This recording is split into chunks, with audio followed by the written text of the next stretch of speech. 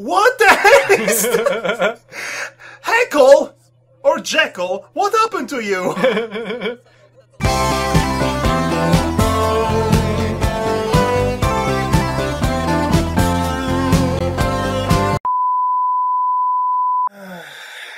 So, the next scene...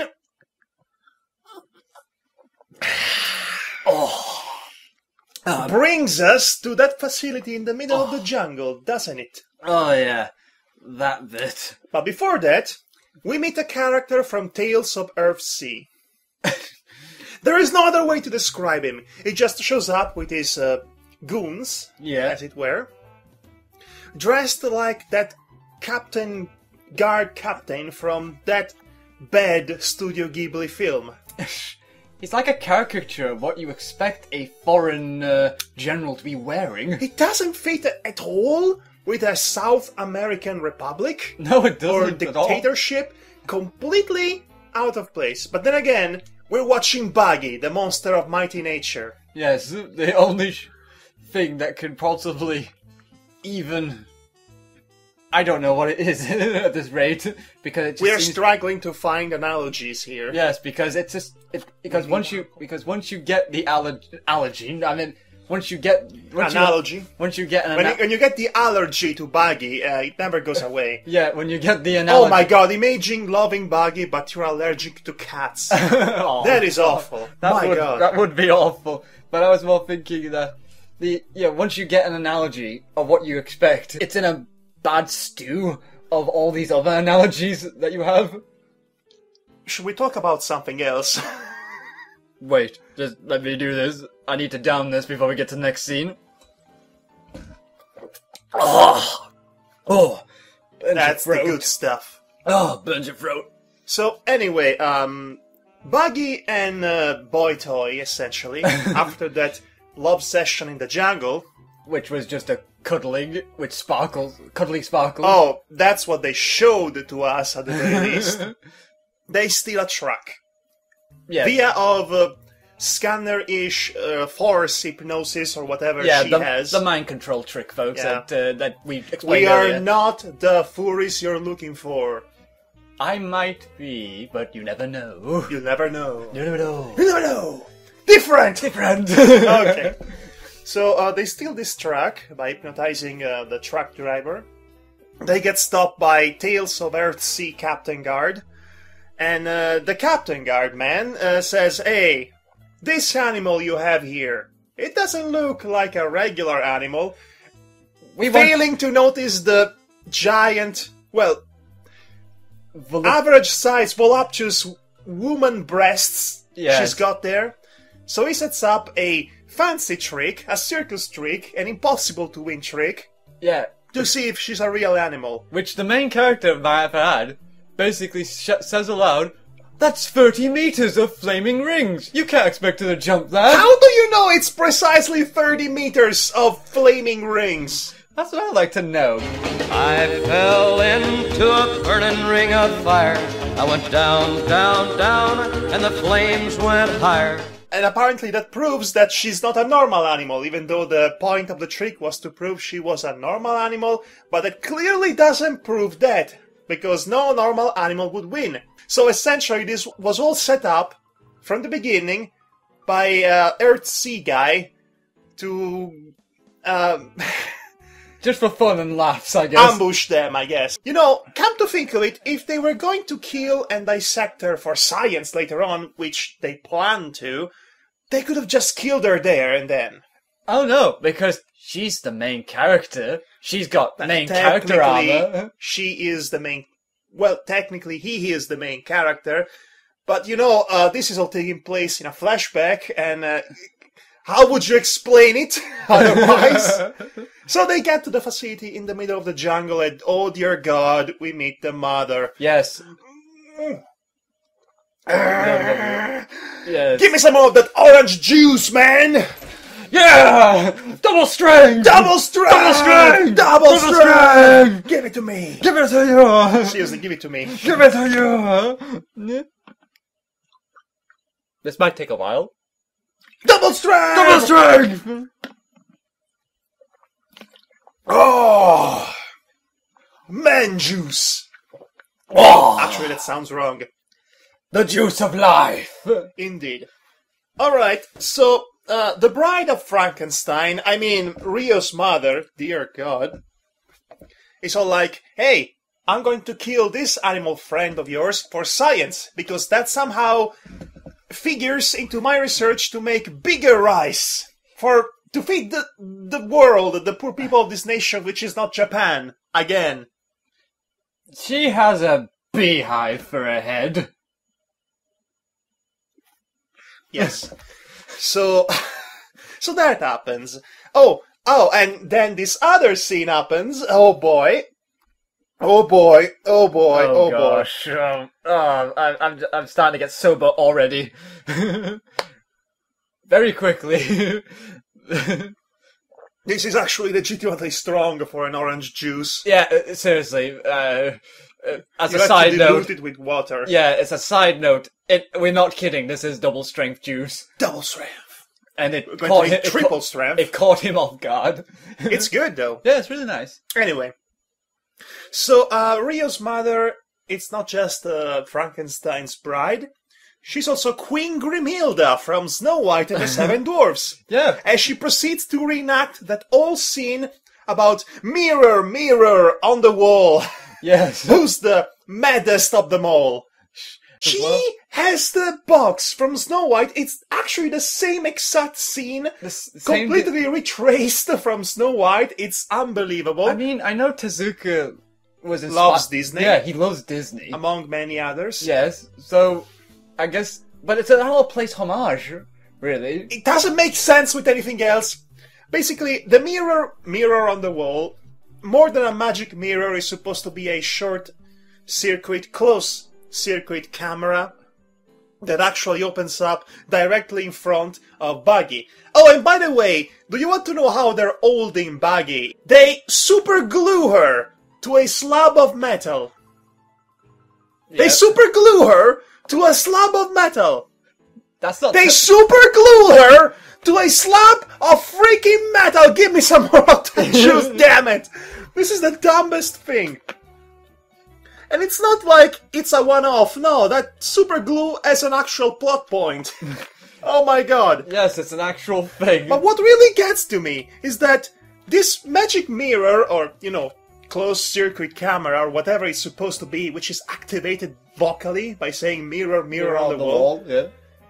actually can hold a two-way conversation? Yeah, because Bagi ends up saying, like, please stop your research, or something along those Because lines. she can hear her, and vice versa. No, I will not, says the evil queen mother scientist, who wants to put her heart inside the Snow box. White heart box. It has no business existing, and it doesn't lead to anything at all. So it's just there for the sake of being there. Which kind of summarizes 90% of this film, really. Yeah, it certainly does. And, oh boy. Let's see, what happened next? Oh, yes, there is, that guy. Yes. Han Solo, Yes. essentially. Han Solo with James Bond and Two-Face, as I would... And also Crocodile Dundee. Oh, yeah. So this guy, which we will call Crocodile Solo, Yeah, for short. but For shorts! Let me tell you, folks, his actual name in the actual movie is Seaman Bond. Seaman Bond, Semen Bond, or Seaman Bond, with two M's. Yes. Which, either way, it's funny, I don't know. It's a very stupid name. So, Semen Bond is guarding Rio's room, because he's been paid to do that job. Keyword, he's been paid to do a job.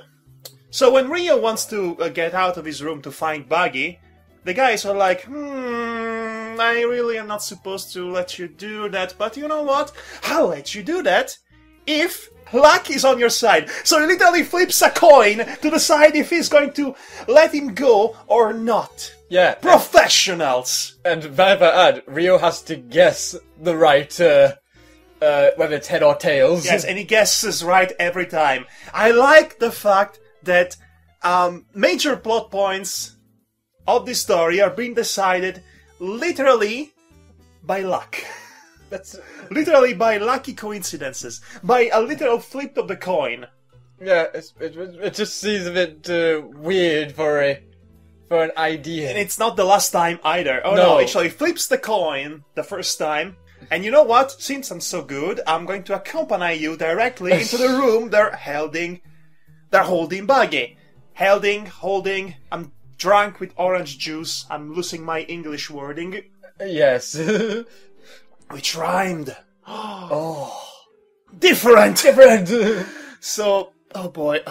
So he brings him to Bagi's room, and Rio wants to liberate Bagi from the super glue. Yeah, But the guys are like, you know what? I'm going to help you with that. but only if you guess right with my And he coin. flips another coin, and he guesses right again. Damn. Your lucky day, kid. Yeah. Or my name is not Salmon Bond. And he just outright checked the drawer over there. There's the glue, and there's also the thing that dissolves the glue, too. Which he'll regret later.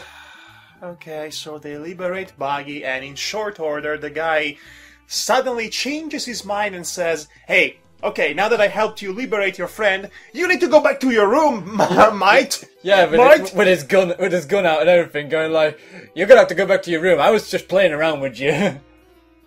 And like, How stupid could a man possibly be? He is the worst. Yes. He is the worst. and his so Fabio hair. he is so incompetent that he gets thwarted by the child when the child, or young man, just splurts him with super glue. It's The not- same super glue that was used to Hold Baggy. on the slab of And it metal, like a wasn't- freaking. And it wasn't just on his face or on his body or anything. It's on the gun. It's on the gun, so And the hand that's holding the gun. so his entire gun and hand is covered in this glue. I am beyond words. Is this an episode of Rocky and Bullwinkle? Bullwinkle. Rocky and Bullwinkle. Rocky and Bill Winkle. Is this an episode of Rocky and Bill Wankers? I don't know. Rocky and Bullwinkle, damn it. Oh, but then here comes the villain, El Generalissimo Yes. of the Republic of Monica, which is dressed like a torero. Yeah, he's definitely dressed like the hugest, kingly-looking person you ever see with all Oh, the he's capes and dressed everything. like the most royal toreador, really. Yeah. Bullfighter. Yeah, I do get that. Oh my gosh, oh this guy. So the plan is for him to win popularity over his people against the inevitably rebelling militia. A Japanese scientist had to come over there, even though she was working for the Japanese government. Oh god! So she does manage to make the biggest rice grain ever, and she feeds Feeds it to the animals. the rice basically to the animals, which are now actually used as proper, experimental animals to experiment them on, as it were. Yes, to see if the food is fit for consumption. Yeah, notice nobody has been put on a cyborg body, their head, I mean. Nobody has their heads severed and put atop a cybernetic body. Notice that doesn't happen. Yeah, that's not a part of the movie now. What was the freaking point? What was the freaking point? So anyway, they die. Is it a kind of dream floating out on the top? Because it turns out that somebody poisoned the rice. Yeah. I mean, why would you poison the rice? Why was that scientist saying, hey, it seems like the rice is poisonous? Yes, a strong poison, no less. How did that happen? They didn't explain that at all, like, if it was a No, bad... he just waves it away, and Yeah, now it's the just- rice is deadly. Yes, and now the rice is deadly, which... Because science which has gone too far. Yes, which also gives the kingly-looking dude, the idea of a stroke of Genius. genius, really. I'm going to use this rice, and I'm going to give it to the rebels, and they will eat it, and they will die. So, Perfect. you might not have thought this one through, because No. they might know or suspect that this food, this mysteriously larger grain of rice that you are sending to them, might be poisonous. You know, they might just suspect that. But who cares? I'm going to use this rice to poison the rebels. My plan is great. My plan is great. My plan is great.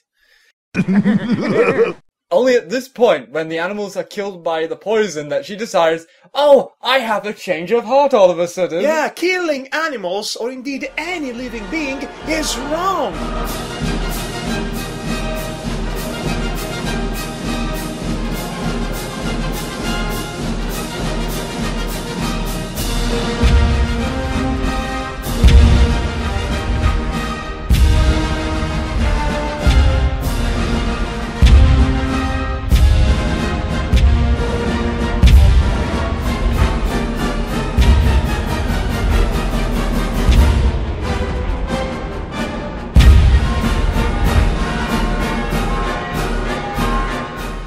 That's totally in the past now. I'm a changed woman.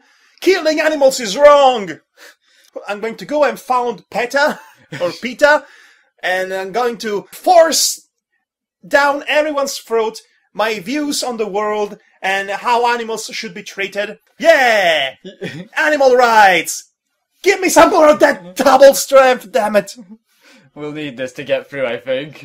Okay, so Bagi and Rio escape from the laboratory, as it were. They get separated because he sent Bagi to retrieve his mother, and it should be pointed out at this point that they have given her some sort of drug or antidote or something along those lines that made her brain no good. Yeah. Made her brain regress from being human to being more animalistic, so she's slowly turning stupid, essentially. They never explained that either. They just did that off screen, as it were. Yeah, it's a pretty it's dumbfounding. Yeah, because this movie decides what to explain and what not to explain. They tend to over-explain pointless things too. Yes. They don't need to know that. That's too important to know. Right.